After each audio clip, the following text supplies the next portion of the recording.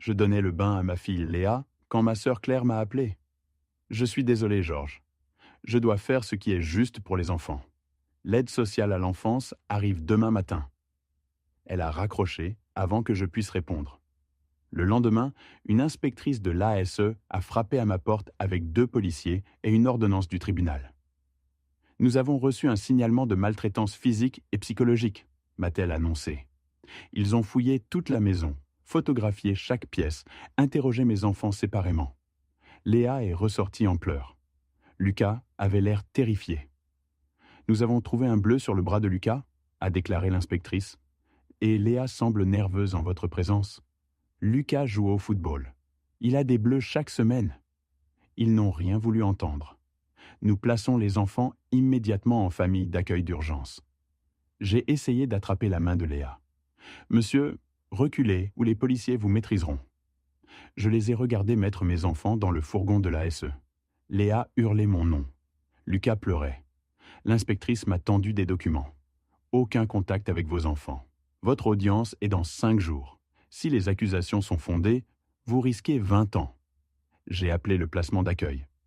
Je veux juste leur parler 1 minute. Aucun contact signifie aucun contact. Toute violation entraînera des poursuites pénales. Je me suis rendu à la crèche de Léa pour récupérer ses dossiers de présence. La directrice m'a arrêté. L'ASE nous a demandé de ne pas vous parler. Votre sœur Claire a déjà récupéré les affaires de Léa. Elle a obtenu la garde temporaire. La garde temporaire, l'audience n'est que dans 5 jours. Placement d'urgence en famille, c'est la procédure standard. Rentré chez moi, j'ai vérifié mon système de vidéosurveillance.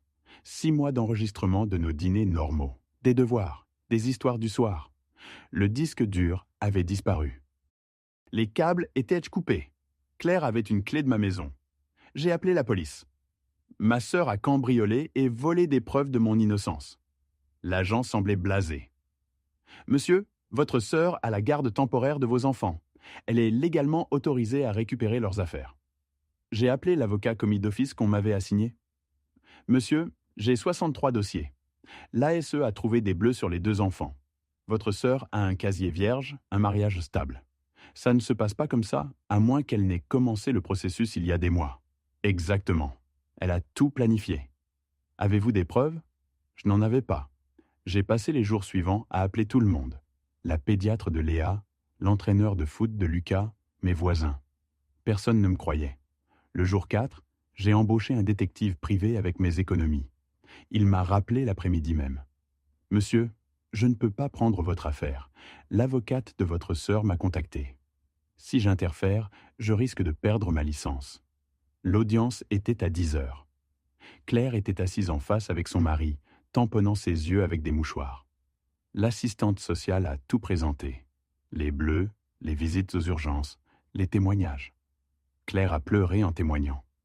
J'aime ces enfants comme les miens. Mon mari et moi avons de la place pour eux. Un foyer stable, 2 parents. Ils méritent mieux. Le juge m'a regardé. Avez-vous des preuves contredisant ces accusations? Mon avocat s'est levé. Votre honneur, Lucas joue au football de compétition. La porte du tribunal s'est ouverte. Hélène, la meilleure amie de ma défunte femme, est entrée en courant avec un ordinateur portable.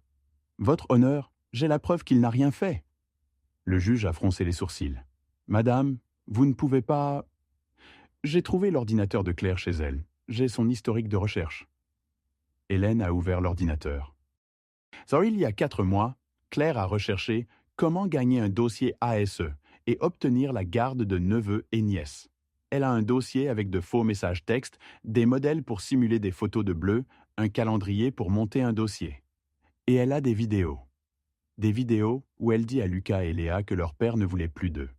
Le silence s'est abattu sur le tribunal. Le juge a étudié l'ordinateur et a regardé Claire. Avez-vous fabriqué ces accusations pour obtenir la garde des enfants de votre frère? Le visage de Claire s'est effondré. Je ne peux pas avoir d'enfants, a-t-elle sangloté. Il m'aime. Je serai une meilleure mère. Le juge a ordonné aux huissiers d'emmener Claire en garde à vue pour enquête sur parjure et faux témoignages. Je l'ai regardée partir, ressentant un mélange étrange de soulagement et de colère. Le juge s'est tourné vers moi, son expression devenue sérieuse mais plus froide. Il a expliqué que malgré les aveux de Claire, le protocole de l'ASE exigeait une réévaluation complète avant que la garde ne soit restituée. Mon cœur s'est enfoncé. J'ai pensé que ce moment signifiait que je récupérerais Léa et Lucas immédiatement. Mais le juge a programmé une audience d'urgence dans 3 jours. 3 jours de plus, sans mes enfants. Hélène s'est précipitée vers moi et m'a serré dans ses bras. En pleurant, elle m'a expliqué qu'elle était allée chez Claire hier pour déposer des affaires de ma défunte femme Sophie. Claire n'était pas là, mais la porte était déverrouillée. Hélène est entrée et a vu l'ordinateur ouvert sur la table de la cuisine. L'écran affichait un dossier intitulé « Plan de garde ». Elle a tout trouvé et a conduit directement au tribunal ce matin. L'assistante sociale s'est approchée, visiblement embarrassée. Elle devait m'interviewer à nouveau avec ces nouvelles informations. Elle s'est excusée pour le retrait initial, mais a expliqué qu'ils doivent agir sur les signalements d'abus. Le juge nous a rappelé après 15 minutes. Il a émis une ordonnance temporaire autorisant des visites supervisées à partir de demain. 2 heures avec mes enfants dans un centre de l'ASE. 2 heures avec mes propres enfants. Après 5 jours de séparation totale, cela ressemblait à un cadeau et une insulte en même temps. Mon avocat m'a conseillé d'embaucher un avocat privé maintenant que l'affaire avait pris ce tournant dramatique. Il m'a donné 3 noms. Je suis parti directement au cabinet du premier, Maître Dubois. Maître Dubois a accepté mon dossier. Il a expliqué que même avec les aveux de Claire, je devais reconstruire mon dossier avec des preuves positives de ma parentalité. Il a dressé une liste de témoins. L'entraîneur de Lucas, la directrice de crèche de Léa, les voisins. Le lendemain matin, je suis arrivé au centre de visite de l'ASE 30 minutes en avance. Mon cœur battait la chamade à l'idée de revoir Léa et Lucas après 5 jours qui semblaient des années. Quand ils ont amené mes enfants, Léa m'a vu et a couru vers moi en pleurant. Je me suis mis à genoux et l'ai attrapé. Lucas se tenait dans l'embrasure de la porte, l'air incertain. Je lui ai tendu mon autre main. Il s'est approché lentement et je l'ai tiré dans mon étreinte. L'assistante sociale regardait depuis un coin. Léa sanglotait contre mon épaule en répétant « Papa !» encore et encore. Lucas est resté raide dans mes bras au début, puis s'est progressivement détendu. Léa m'a demandé pourquoi tante Claire les avait emmenés. Lucas s'est éloigné complètement et a fait un pas en arrière. Son expression était à la fois en colère, blessée et confuse. « Pourquoi tu les as laissés nous emmener ?» Sa question m'a frappé comme un coup de poing. Il avait 9 ans et ne comprenait pas que je n'avais pas eu le choix. Je me suis assis par terre avec eux deux et les ai tirés près de moi. Je leur ai expliqué que j'avais combattu aussi dur que possible, que j'avais appelé des avocats et essayé d'obtenir des preuves.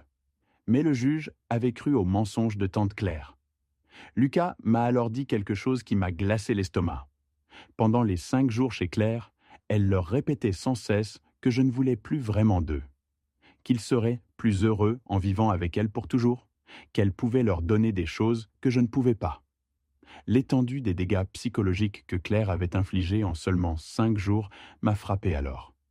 Elle n'avait pas seulement menti à l'ASE, elle avait activement travaillé à détruire la confiance de mes enfants en moi. Les 2 heures sont passées trop vite. Quand l'assistante sociale a annoncé que la visite était terminée, le visage de Léa s'est effondré.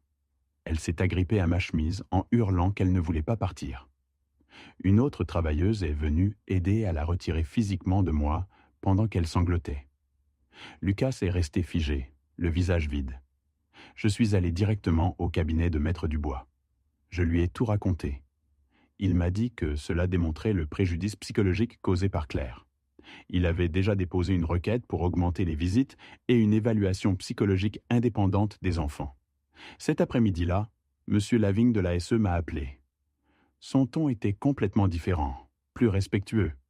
Il révisait personnellement tout le dossier à la lumière des nouvelles preuves.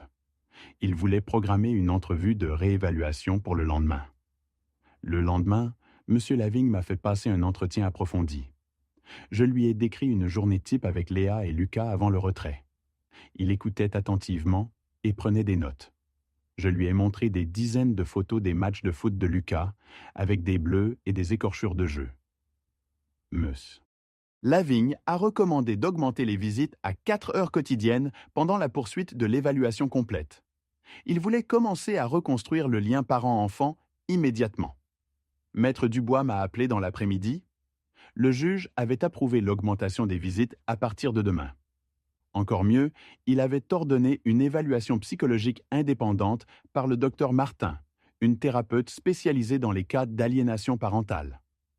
Lors de ma deuxième visite avec Léa et Lucas, les pleurs de Léa étaient plus calmes, plus contrôlés. Lucas s'est assis à côté de moi sur le sol, au lieu de rester près de la porte. Lucas a commencé à poser des questions sur l'affaire. Il voulait savoir quand il pourrait rentrer à la maison. J'ai expliqué que tout le monde savait maintenant que tante Claire avait menti. Ma première séance avec le docteur Martin s'est déroulée dans son cabinet. Elle avait une voix calme et des yeux gentils. Elle a posé des questions détaillées sur ma relation avec chaque enfant, nos routines, comment je gérais la discipline. Elle m'a interrogé sur la mort de ma femme Sophie il y a 3 ans et comment nous avions fait face en famille depuis. Je lui ai dit la vérité sur les jours difficiles où je me sentais dépassé en essayant d'être les 2 parents. Les fois où j'avais perdu patience. Les moments où j'avais pleuré dans ma chambre après que les enfants se soient endormis. Le docteur Martin a écrit des notes, mais son visage est resté neutre et soutenant. La semaine suivante, le docteur Martin a programmé des séances séparées avec Léa et Lucas. J'ai fait les 100 pas dans la salle d'attente pendant 1 heure, tandis qu'elle parlait à Lucas. Puis une autre heure avec Léa.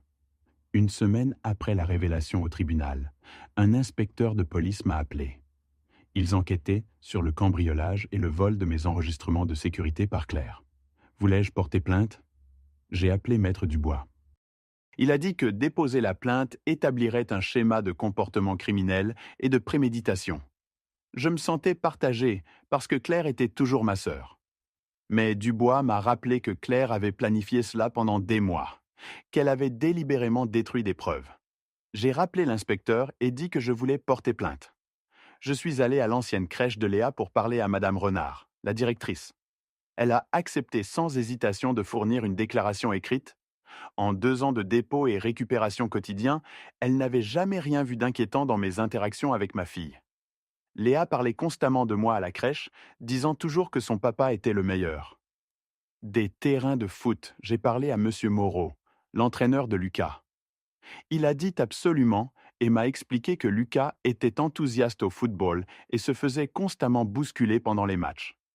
Les Bleus étaient complètement normaux pour un milieu de terrain qui jouait aussi agressivement que Lucas.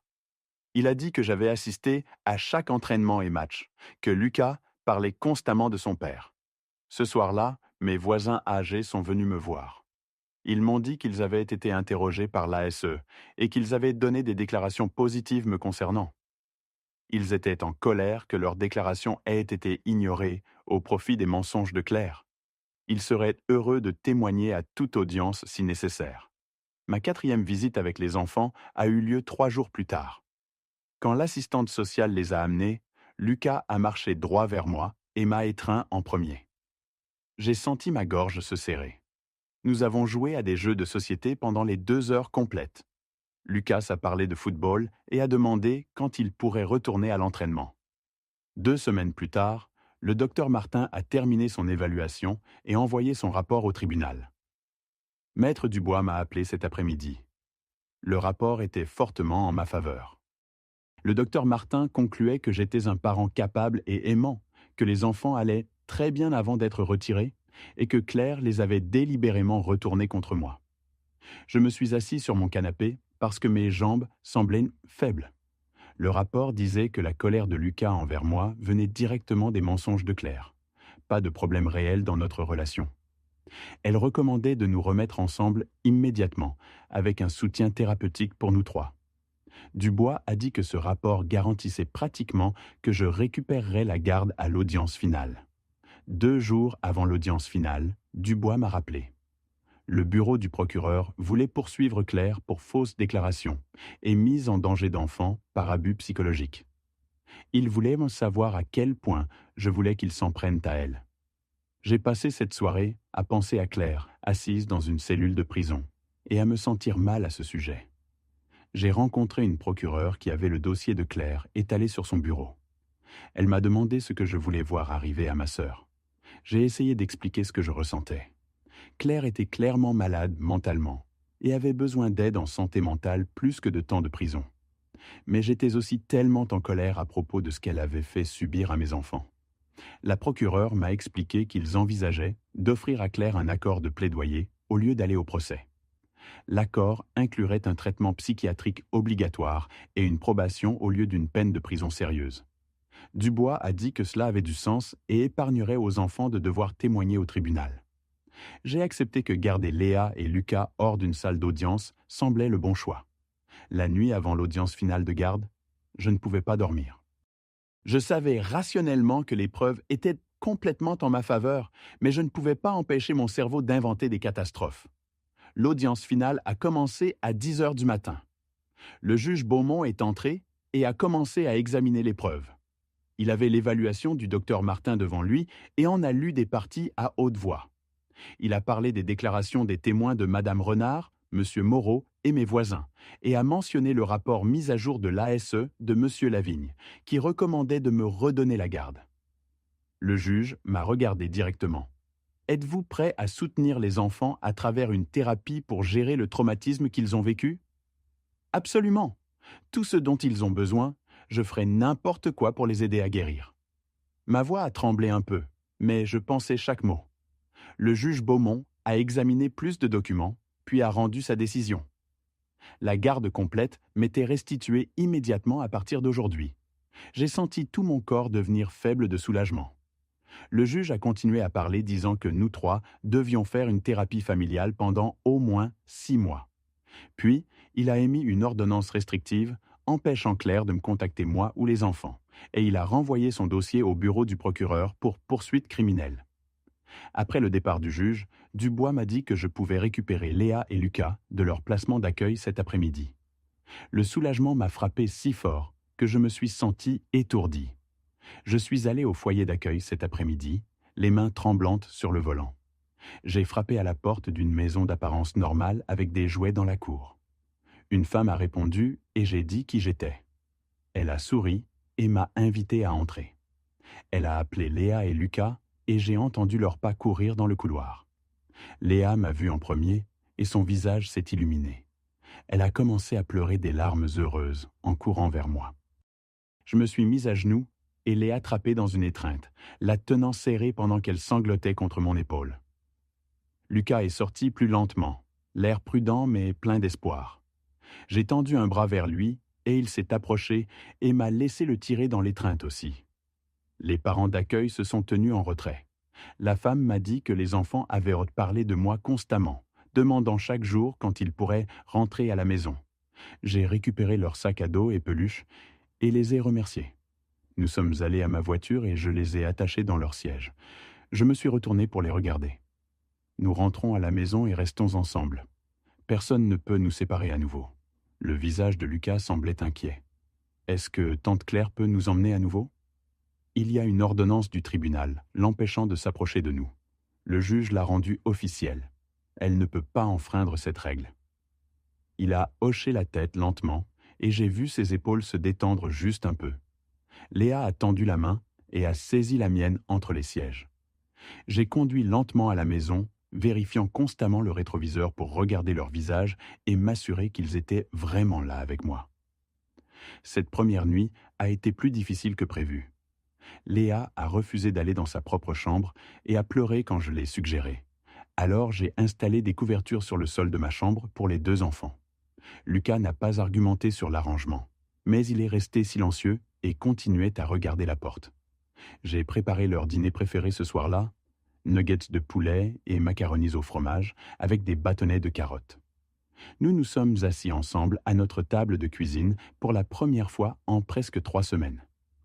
La conversation était guindée au début avec de longs silences entre les commentaires. Léa a picoré sa nourriture et a demandé si nous pouvions manger ici tous les soirs maintenant. Je le lui ai promis. Lucas a finalement commencé à parler de son équipe de foot, ce qui semblait être un progrès. Cette nuit-là, Léa a fait un cauchemar et s'est réveillée en hurlant vers 2 heures du matin. Je me suis précipité vers le sol de ma chambre où elle dormait, et l'ai tenue pendant qu'elle pleurait contre mon épaule. Elle m'a dit qu'elle avait rêvé que tante Claire venait la reprendre et que je ne pouvais pas l'en empêcher. Je l'ai bercée d'avant en arrière et lui ai dit que c'était juste un rêve, que nous étions en sécurité maintenant et ensemble. Notre première séance de thérapie familiale avec le docteur Martin a eu lieu 3 jours après notre réunion. Elle a travaillé avec nous sur la reconstruction de la confiance et le traitement du traumatisme. Elle m'a donné des stratégies spécifiques pour aider les enfants à se sentir à nouveau en sécurité, y compris maintenir des routines extrêmement cohérentes et être patient avec les comportements de régression. Au cours de la semaine suivante, Lucas a commencé à avoir des crises de colère à propos de frustrations mineures. J'ai appelé le docteur Martin et elle a expliqué que c'était une réponse normale à l'impuissance qu'il avait ressentie pendant la séparation. Léa a développé une anxiété de séparation et a eu du mal à aller à la crèche. Elle pleurait et s'accrochait à moi au dépôt. Madame Renard était compréhensive et a travaillé avec moi pour créer un plan de transition graduelle, où je restais les 15 premières minutes chaque matin. 2 semaines après notre réunion, Lucas a explosé contre moi, pendant le temps des devoirs, à propos d'un problème de maths qu'il ne pouvait pas résoudre. Il a jeté son crayon à travers la table de cuisine et a crié que j'étais un mauvais père parce que je les avais laissés se faire emmener. Ces mots ont coupé profondément, mais le docteur Martin m'avait préparé pour ce moment exact. Au lieu d'être sur la défensive, j'ai pris une profonde respiration.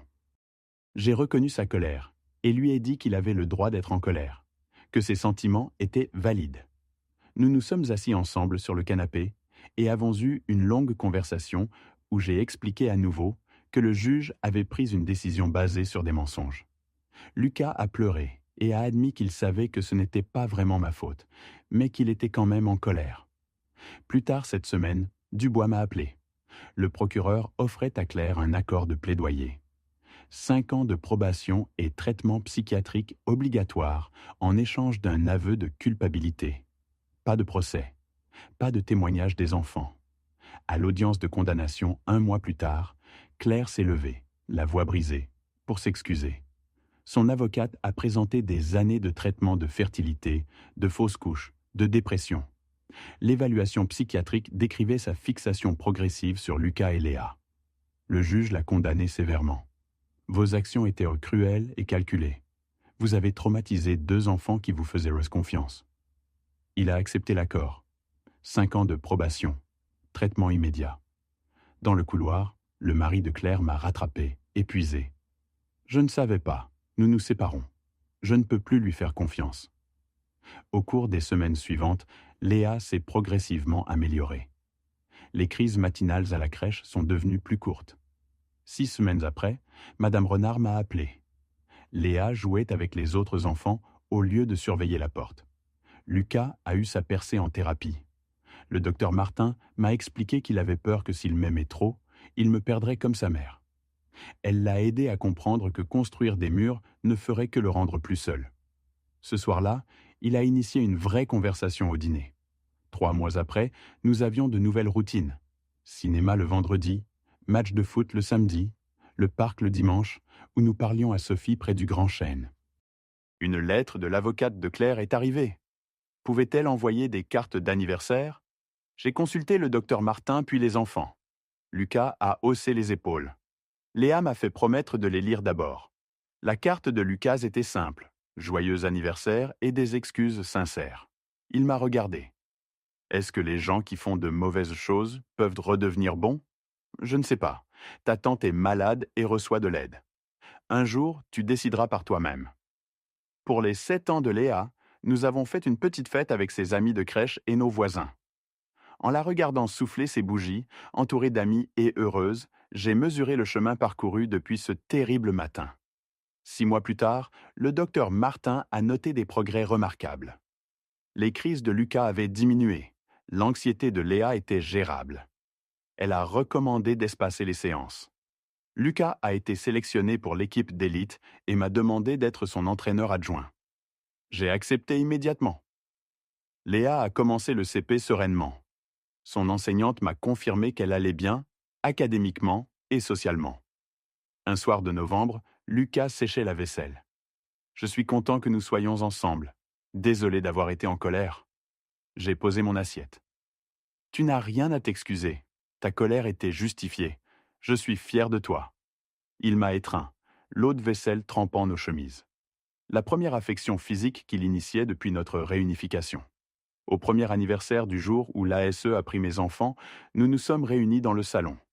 Léa n'avait plus de cauchemar. Lucas se sentait en sécurité. J'ai décidé de ne pas autoriser de contact avec Claire.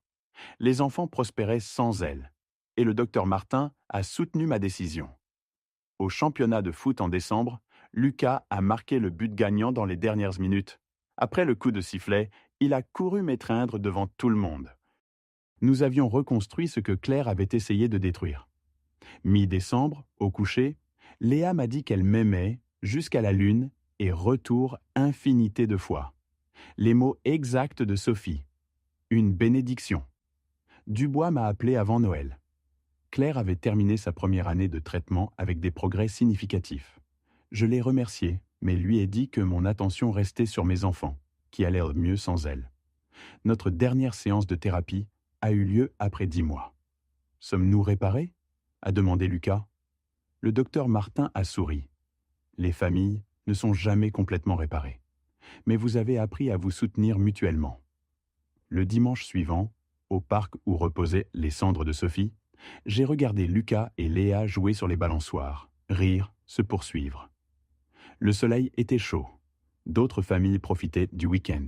Nous n'étions pas la même famille qu'avant. Mais nous étions à nouveau entiers, d'une manière différente. C'était suffisant. Nous avancions ensemble et c'était ce qui comptait.